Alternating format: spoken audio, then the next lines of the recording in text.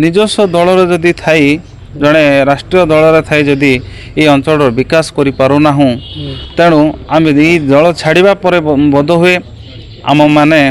ସମସ୍ତେ ଏକତ୍ରିତ ହେଇକି ଆମେ ପ୍ରତିବାଦ କରିକି ଯେଉଁ ସବୁ ଇଚ୍ଛା ବା ଯେ ସବୁ ଆମେ ଜନସାଧାରଣଙ୍କର ସମସ୍ୟା ରହିଛି ତାହାକୁ ତୀବ୍ର ବିରୋଧ କରିକି କାର୍ଯ୍ୟକାରୀ କରିବୁ ବୋଲିକି ଆମେ ଆଜି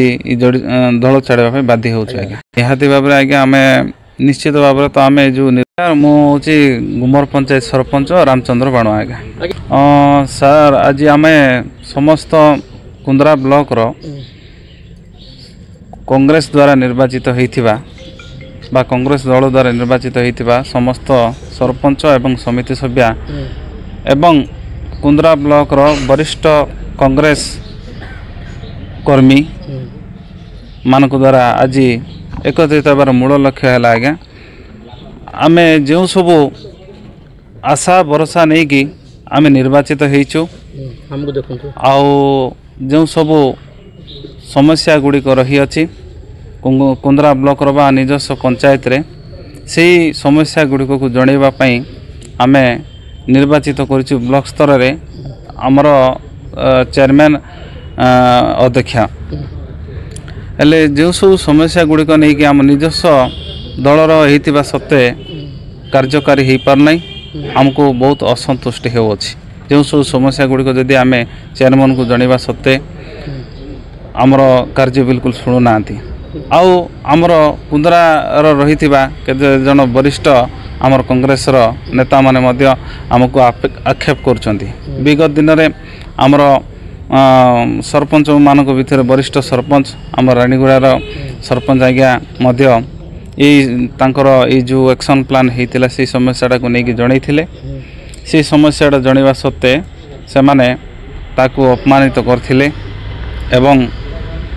ସେଇ ବିଭିନ୍ନ ପ୍ରକାର ବାହାନା ଏବଂ ବିଭିନ୍ନ ପ୍ରକାରର ଦୃଢ଼ କଥା କହିକି ଅପମାନିତ କରିଥିଲେ। ଅଞ୍ଚଳର ଏବଂ ଆମର ନିଜସ୍ୱ ଗ୍ରାମ ପଞ୍ଚାୟତର ବିକାଶ ପାଇଁ ବୋଲି ଆମେ ନିର୍ବାଚିତ ହେଇଅଛୁ।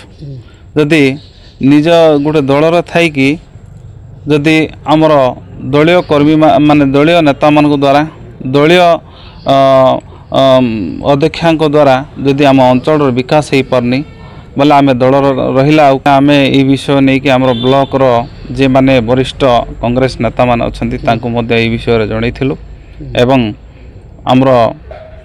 ସ୍ୱୟଂ ନିଜେ ଆମର ବ୍ଲକ ସଭାପତି এই বিষয়টাକୁ କୌଣସି ପ୍ରକାର ପ୍ରତିକ୍ରିୟା ନ ନେଇଥିବା ଦ୍ୱାରା ହିଁ ଛାଡ଼ିବା ପାଇଁ ବୋଲିକି ଆମେ ନେଇଛୁ ଆଜ୍ଞା।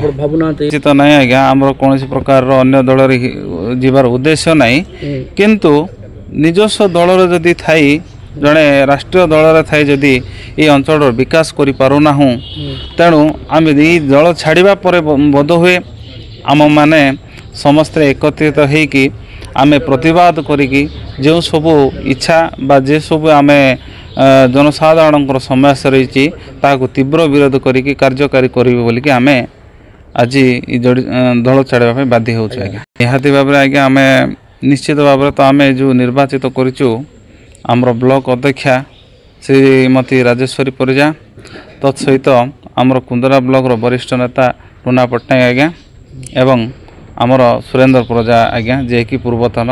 ବ୍ଲକ ଅଧ୍ୟକ୍ଷ।